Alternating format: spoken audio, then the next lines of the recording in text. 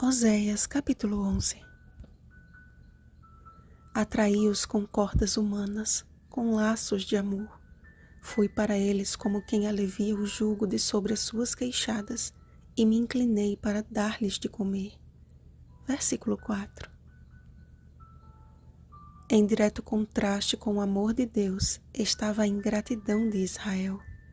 A ilustração da figura paterna que ensina a criança a andar, que a segura no colo, que cuida de suas feridas e lhe dá de comer, é um retrato digno do cuidado do Senhor para com o seu povo. Todavia, Israel se portou como um filho rebelde, rejeitando o Senhor, recusando-se converter-se. Quanto mais Deus os chamava, tanto mais se afastavam dele. Sacrificavam a Baalins e queimavam incenso às imagens de escultura. Toda a nação estava corrompida e inclinada a desviar-se de Deus. Por outro lado, o amor do Pai permaneceu intacto. Meu coração está comovido dentro de mim. As minhas compaixões a uma se acendem. Aos olhos humanos, a rebelião de Israel demandava castigo. Não obstante, o Senhor provaria mais uma vez que a sua ira não é manifestada segundo a ira humana.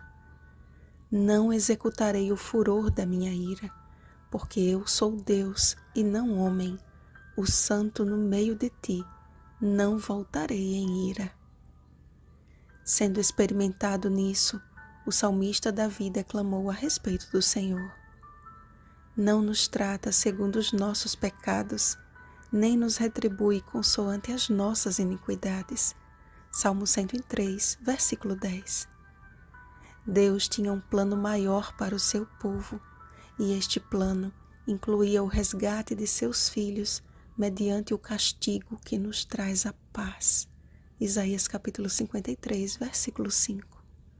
Como leão que ruge a fim de ser ouvido a longa distância, o Senhor chamaria os filhos de Israel e novamente os congregaria, ainda que espalhados entre as nações. O plano da redenção mediante o sacrifício de seu Filho nos permite ter acesso direto ao Pai. Temos o sublime privilégio de nos achegar a Deus, porque Jesus nos comprou esse direito por sua morte e porque Ele vive. Temos feito diligentes esforços a fim de sermos instruídos nos mistérios da cruz. Um amor que alivia o jugo de quem se recusa a aceitá-lo deve, no mínimo, ser o nosso principal objeto de estudo.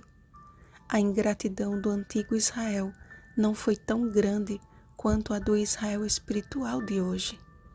Enquanto o Consolador nos envolve com laços de amor, nosso coração insiste em desviar-se dele. Enquanto ele nos aponta para Jesus, recusamos nos converter a fim de não abrir mão de nossos pecados acariciados.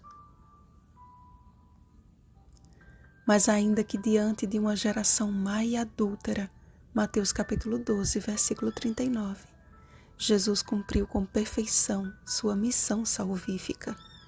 E mesmo que a última geração tenha superado as iniquidades de Sodoma, Ezequiel capítulo 16, versículo 47, a espera de Deus reflete o seu grande amor por nós, não querendo que nenhum pereça, senão que todos cheguem ao arrependimento. 2 Pedro capítulo 3, versículo 9. Andarão após o Senhor os filhos que reconhecerem a sua miserável condição e completa dependência do Pai, buscando andar em novidade de vida. A cruz não foi o fim e nem o início do ministério de Cristo. Ele é o Pai da eternidade. Isaías capítulo 9, versículo 6. O princípio da criação de Deus. Apocalipse capítulo 3, versículo 14. O Cordeiro que foi morto desde a fundação do mundo. Apocalipse capítulo 13, versículo 8. O sumo sacerdote que se assentou à destra do trono da majestade nos céus. Hebreus capítulo 8, versículo 1. O nosso advogado junto ao Pai, 1 João capítulo 2, versículo 1. O leão da tribo de Judá, Apocalipse capítulo 5, versículo 5, que ruge a fim de reunir os seus escolhidos dos 4 cantos da terra.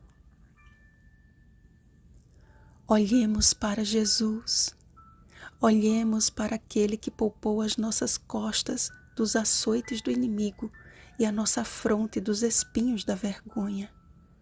Olhemos para o precioso Cordeiro de Deus, cujos pés e mãos perfurados não foram capazes de deter o amor que se manifesta e salva até mesmo na hora 1/10. Mateus capítulo 20, versículo 6. Mateus capítulo 23, versículo 42. Olhemos para aquele que adiou o seu reencontro com o Pai, a fim de consolar uma filhinha que chorava. João capítulo 20, versículo 15. Olhemos para o Mestre que não levou em conta a cegueira dos discípulos no caminho de Emaús, mas pacientemente os instruiu e com eles sentou-se para dar-lhes de comer. Lucas capítulo 24, versículos 25 ao 30. Olhemos para o nosso mediador, que pensou em mim e em você ao orar. Não rogo somente por estes, mas também por aqueles que vierem a crer em mim por intermédio da sua palavra. João capítulo 17, versículo 20.